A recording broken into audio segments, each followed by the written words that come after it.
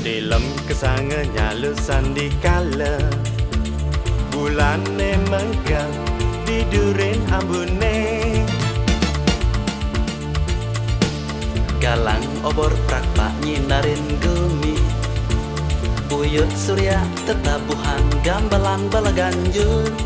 saling ceburin sekantan kala